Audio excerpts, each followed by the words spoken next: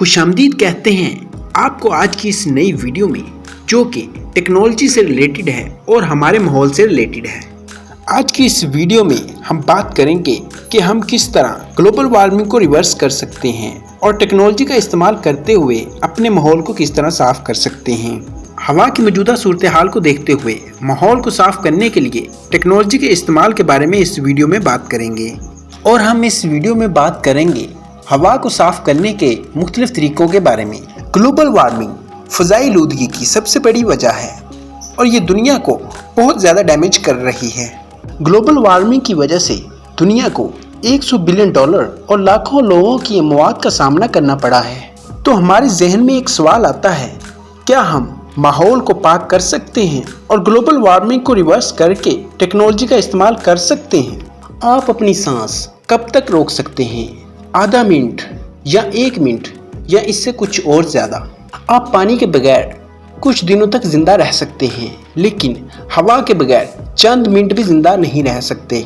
हवा जिंदगी के लिए बहुत ही ज़रूरी है और सबसे अहम अंसर माना जाता है, लेकिन इंसानी सरगर्मियों का हवा पर बहुत सख्त असर पड़ता है। हवा का मियार हर रोज़ ख़राब होता रहता है।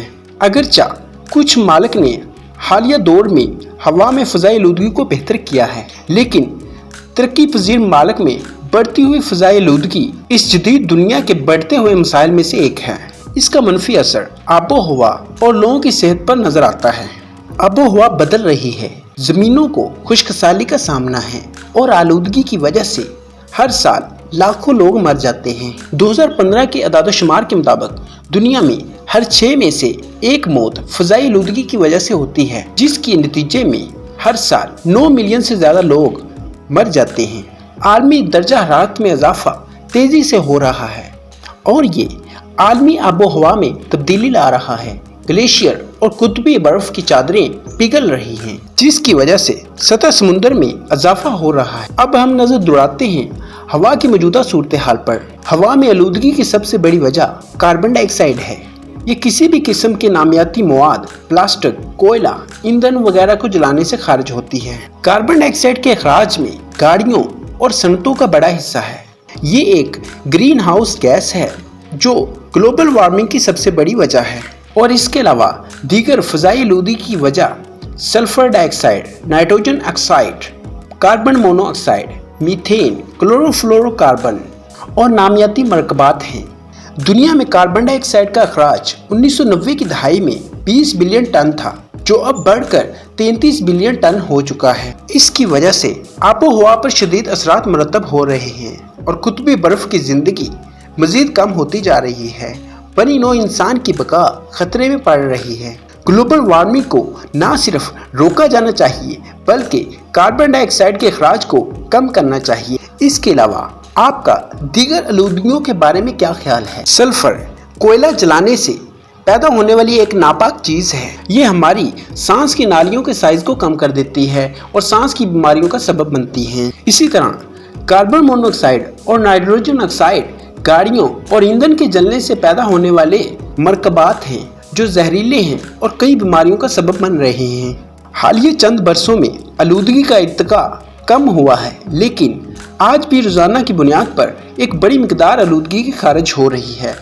लिहाजा दुनिया के माहौल को पाक करने के लिए टेक्नोलॉजी के इस्तेमाल की ज़रूरत है। अब हम बात करेंगे माहौल को साफ करने के लिए कौन सी टेक्नोलॉजी लाने की ज़रूरत है। मशीनों और गाड़ियों जैसी तकनीकी इजादात ने हमारे काम को आसान और तेज़ तर बना दिया है, लेकिन इनमें संगीन खराबी है। वो फ़ज़ाई आलूदगी का अखराज करते हैं, लेकिन जदीद मशीनरी पिछली चंद दहाइयों की मशीनों से कहीं ज़्यादा माहौल दोस्त हैं। ये आलूदगी को कम करने के लिए कोशिशें कर रही हैं।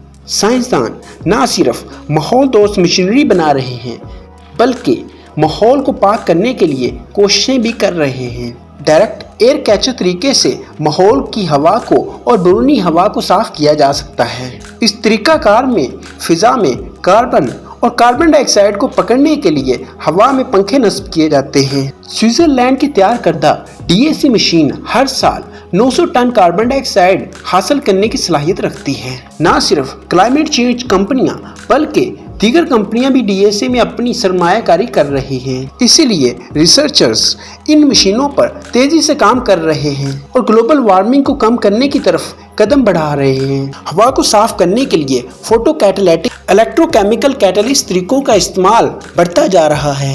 ان طریقوں کو چھوٹے پیمانے پر استعمال کیا جاتا ہے، جیسے اندرونی ہوا کو صاف کرنے کے لیے استعمال کیا جاتا ہے۔ ایک وقت آئے گا جب اس طریقے کو بیرونی ہوا کو صاف کرنے کے لیے استعمال کیا جائے گا، لیکن یہ مشینیں بہت مہنگی ہیں اور ہر ٹن کاربن ڈائی آکسائڈ کو پکڑنے کے لیے $600 لاگت آتی ہے۔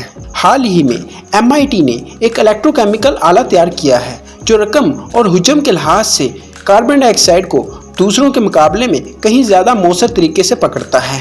اب ہم بات کرتے ہیں ہم ماحول کو کیسے صاف کر سکتے ہیں۔ ہم جانتے ہیں فضا کا حجم 5150 ٹریلین ٹن ہے، جو کہ کافی بڑا ہے۔ اتنے بڑے پیمانے پر فضا کو صاف کرنا ایک نہایت ہی محنت طلب کام ہے۔ اس کے علاوہ ہم صاف ہوا کو کسی کنٹینر میں بند کر کے نہیں رکھ سکتے، لیکن ہم چلتی ہوئی ہوا میں کاربن ڈائی آکسائڈ کو پکڑ سکتے ہیں۔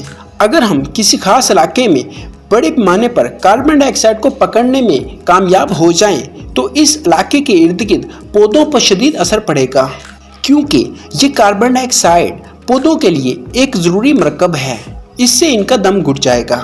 اس لیے یہ کام ہمیں نہایت ہی احتیاط سے کرنا ہوگا۔ سب سے پہلے ہمیں بڑے پیمانے پر کاربن ڈائی آکسائڈ کو گرفت میں لانا ہوگا، اور یہ کام ہمیں انڈور نہیں بلکہ آؤٹ ڈور کرنا ہوگا۔ اس کے علاوہ بڑی بڑی فیکٹریوں اور مشینوں کے ایگزاسٹ پائپوں کے سامنے کاربن کیچر مشینیں لگانا ہوگی۔